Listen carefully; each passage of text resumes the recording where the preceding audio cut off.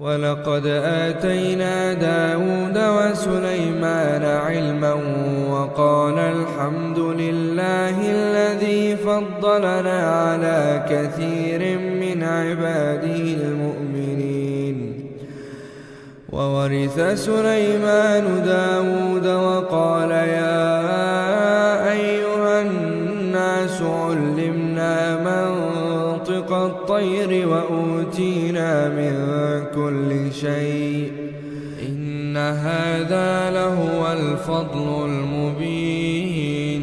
وحشر لسليمان جنوده من الجن والإنس والطير فهم يوزعون حتى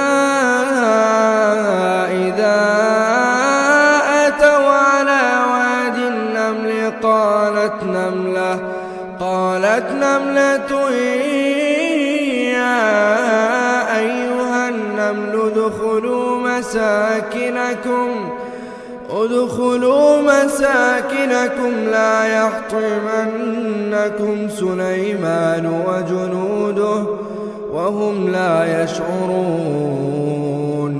فتبسم ضاحكا من قولها وقال رب أوزعني أن أشكر نعمتك التي أنعمت علي وعلى والدي وأن أعمل صالحا ترضاه وأدخلني برحمتك في عبادك الصالحين.